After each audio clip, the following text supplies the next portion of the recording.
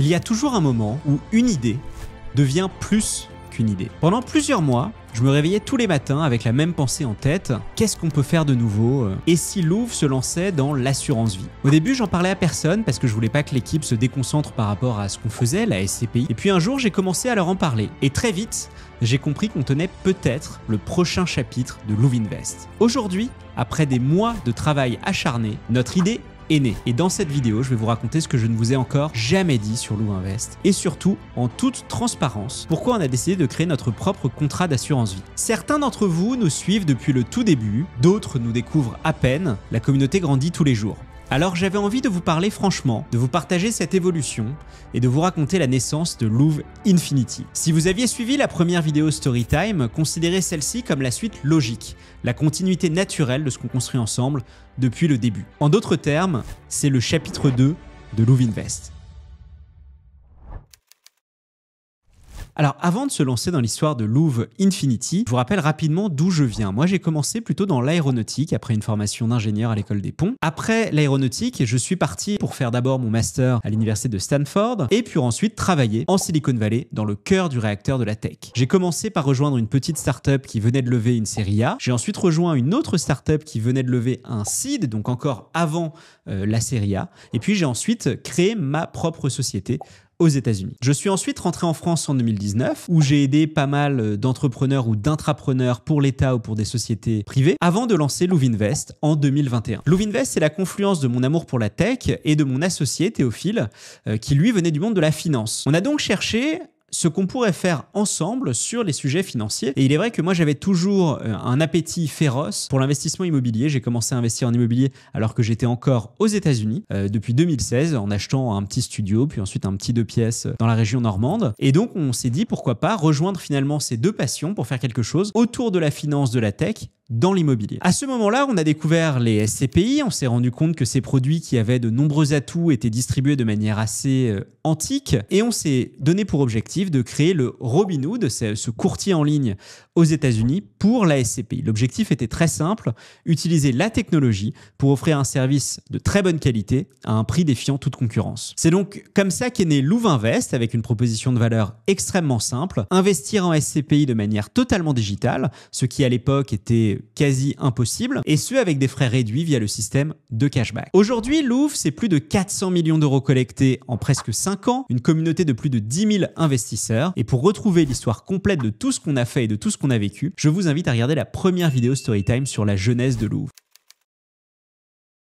Alors c'est vrai qu'on aurait pu en rester là d'une certaine manière, se dire que finalement la SCPI est un marché suffisamment vaste et qu'on pouvait s'en contenter. Mais c'était pas notre ambition puisqu'on s'est dit que finalement ce qu'on avait fait à la SCPI, on pouvait peut-être le faire sur d'autres classes d'actifs. Alors quand on regarde comment avoir le plus fort impact sur les produits financiers pour les particuliers, mais on se rend compte qu'il est difficile de ne pas s'intéresser à l'assurance vie. Un peu plus de 40% des foyers de Français détiennent une assurance vie et pourtant, très peu comprennent réellement ce qu'ils payent en frais pour cette enveloppe. En fait, si on veut schématiser, une assurance vie, c'est une enveloppe fiscale, donc on vous offre un avantage fiscal et la contrepartie, c'est que vous payez ces frais de contrat, ces frais d'enveloppe. Sauf que ces frais ne sont pas toujours très clairs et pour de nombreux investisseurs, des frais cachés très élevés viennent amputer le rendement de leurs investissements. Du coup, très vite, l'idée s'est imposée de voir ce que l'on pouvait faire pour dépoussiérer le produit préféré des Français, comme on a déjà pu le faire pour la SCPI. Mais ça nous a pris très longtemps de réussir à trouver comment. Vous imaginez bien qu'avec près de 2 trillions, donc 2000 milliards d'encours dans l'assurance vie, on n'était pas exactement les premiers à se dire qu'il fallait faire quelque chose. Si vous voulez en savoir plus sur le contrat Louvre Infinity, vous pouvez cliquer sur le lien qui est en description. Et pour ceux qui veulent faire partie des premiers à rejoindre l'aventure, vous trouverez également un accès à la liste d'attente afin de bénéficier de 0,35% de frais de gestion sur les unités de compte à vie. Tous les liens sont dans la description. Et si vous avez la moindre question sur ce contrat, n'hésitez pas à nous les poser en commentaire.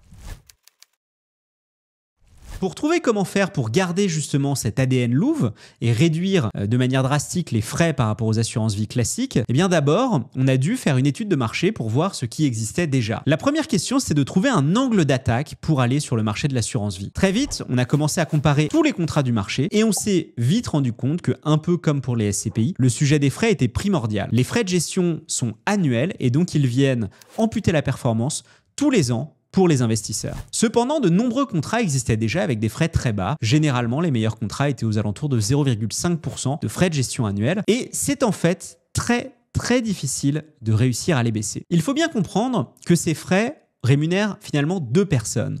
Premièrement, le distributeur, le courtier, en ligne ou pas. Et deuxièmement, l'assureur. Et il y a ce qu'on appelle l'incompressible des assureurs, c'est-à-dire que les assureurs refusent de donner plus qu'un certain montant pour garder une part suffisante de la marge chez eux. On a donc parlé avec pas mal d'assureurs du marché et on s'est rendu compte que l'incompressible qu'ils nous proposaient était trop élevé pour réussir à faire un contrat qui soit vraiment, de notre point de vue, largement meilleur que ce qui existait déjà. Et ça nous a pris quasiment 18 mois. Pendant 18 mois, on se disait qu'il y avait probablement quelque chose à faire mais qu'on ne savait pas comment. Je me suis toujours refusé à faire un contrat qui serait finalement le même que les autres. Et la raison pour laquelle ça nous a pris aussi longtemps, c'est qu'on ne voulait pas faire un contrat pour faire un contrat qui finalement ne se distinguerait pas beaucoup des autres contrats existants. Si on débarquait sur le marché de l'assurance vie, c'était pour révolutionner ce marché. Et c'est presque par hasard que la solution s'est imposée à moi, puisque tout à coup, en discutant avec notre partenaire Quorum, que nous connaissions très bien sur le marché de la SCPI, nous nous sommes finalement rendus compte qu'il pourrait y avoir quelque chose de très intéressant à créer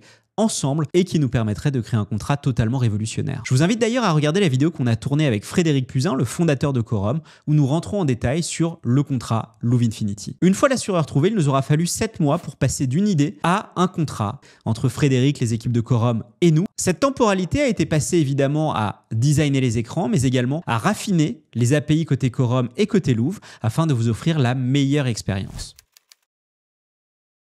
Alors, je vous le disais, notre objectif, c'était de faire la même chose sur le marché de l'assurance vie que ce qu'on avait fait sur le marché de la SCPI. Et c'est comme ça que notre ligne directrice était de se dire comment créer un contrat dont les frais de gestion annuels sur unité de compte seraient inférieurs à 0,4%. Comme je vous le disais, les contrats, on va dire les mieux disants, étaient aux alentours de 0,5%. C'est donc une baisse de plus de 20% sur les frais de gestion annuels. Et malheureusement, notre liste de critères ne s'arrêtait pas aux frais. Notre cahier des charges incluait non seulement des frais très bas, mais également des unités de compte qui nous semblaient intéressantes. Pour nous, le plus intéressant pour s'exposer notamment sur les marchés actions, ce sont les ETF large spectre à frais extrêmement bas. Ça tombe bien, c'était exactement la philosophie qu'avait également Quorum sur ce sujet. Alors, en mêlant l'expertise de Quorum sur la SCPI, sur les obligations, l'ajout d'ETF à large spectre, il nous restait un dernier élément que nous souhaitions absolument intégrer au contrat. C'était le fait d'avoir des SCPI qui soient en architecture ouverte.